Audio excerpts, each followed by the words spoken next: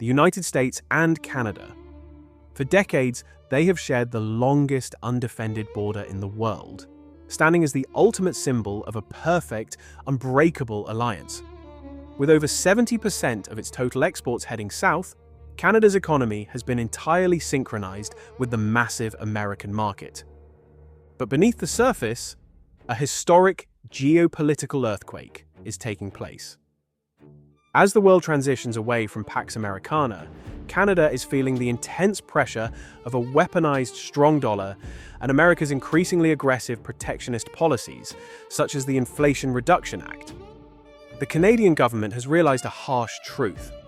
Its asymmetric dependence on the United States is no longer a safety net, but a fatal vulnerability to its national security and economic survival.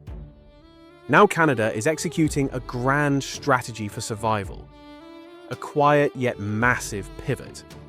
Stepping out of America's backyard, Canada is aggressively diversifying its trade, energy, and defense partnerships toward Europe and Asia. From completely rerouting its energy infrastructure to the Pacific, to actively reviewing European and Asian military technologies across its air, land, and sea forces, this is Canada's silent strategy for a new multipolar era. Today we decode this monumental shift in global supply chains and exactly where the smart money is moving next. Nowhere is Canada's decoupling strategy more evident than in its energy sector. Canada stands as the world's fourth largest oil producer, holding massive reserves of natural gas and critical minerals. But there was a critical flaw in its system. Its export infrastructure was almost entirely chained to the United States, specifically the Texas Gulf Coast.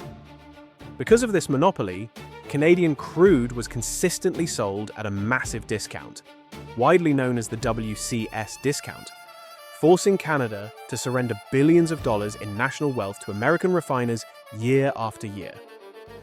To reclaim its energy sovereignty, Canada found the ultimate breakthrough: the Asian market. With the recent completion of the mega infrastructure project, the Trans Mountain Expansion Pipeline, or TMX, Canadian crude is finally liberated. It no longer has to travel through the US mainland. Instead, it is loaded onto massive supertankers on the west coast of British Columbia, heading straight across the Pacific Ocean. And this Asian pivot is already being proven by hard data. As energy exports from the west coast accelerate, Asia's manufacturing powerhouses have emerged as Canada's most vital partners. Looking at the recent shipment data from the LNG Canada project, South Korea has officially recorded the highest import volume. Trapped in a single market where it couldn't get fair value for decades, Canada's energy is now directly fueling the massive demand centers in Asia, securing true economic independence.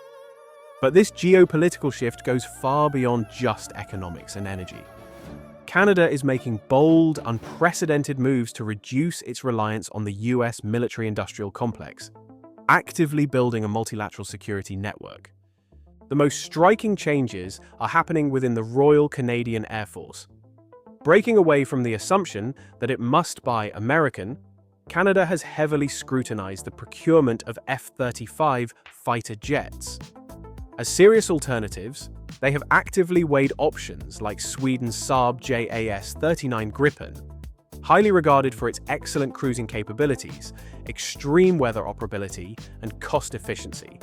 Furthermore, top military experts are now arguing that South Korea's next-generation fighter, the KF-21, offering advanced active phased array radar, high cost-effectiveness, and superior technology transfer conditions, must be considered a strong candidate. This drive for military independence extends directly to the Army. To adapt to the rapidly changing Arctic climate and the realities of modern warfare, the Canadian Army is pushing for a massive modernization of its aging armored forces. South Korea's state-of-the-art K-9 self-propelled howitzers and K-2 main battle tanks, which are currently dominating the global market with proven combat performance and rapid delivery, are being heavily evaluated to completely overhaul Canada's ground capabilities. But the absolute climax of this defense diversification strategy is the $43 billion Canadian Patrol submarine project. or CPSP. Canada must defend three major oceans: the Pacific, the Atlantic, and the Arctic. They require powerful, long-endurance diesel-electric submarines to do this. But the US, which exclusively builds nuclear submarines, simply cannot meet this demand.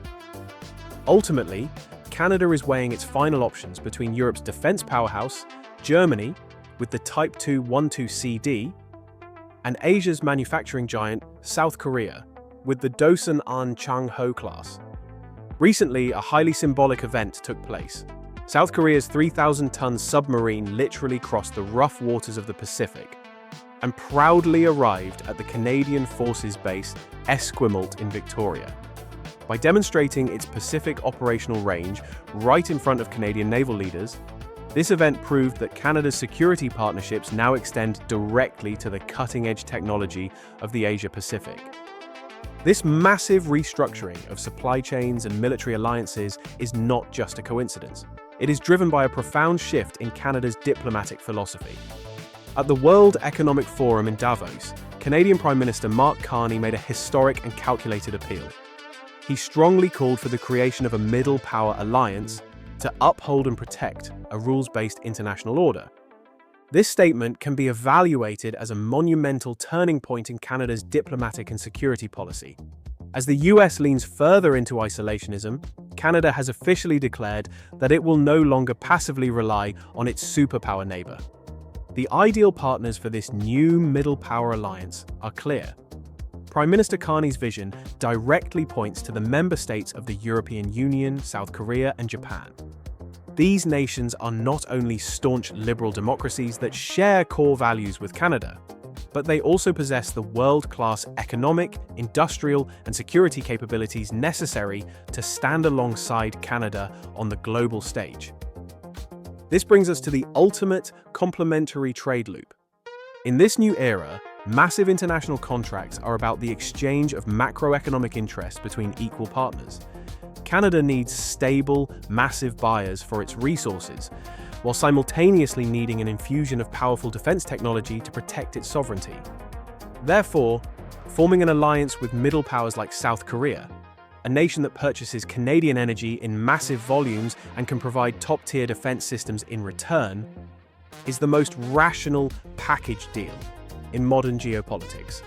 It balances the trade deficit, reduces reliance on the US dollar, and solidifies a true alliance of middle powers, selling resources to open new global markets and using that capital to build a multilateral defense network. This is Canada's brilliant hedging strategy, the blueprint of a new global ecosystem. The era of a unipolar world is fading. Canada is repositioning itself as a new global supply hub connecting Asia and Europe. Wall Street's smart money is already moving ahead of this massive shift in trade routes and defense infrastructure. It is time to examine what opportunities this quiet pivot will create for your portfolio. For the sharpest insights into global macro trends, subscribe and turn on notifications. We will see you in the next report.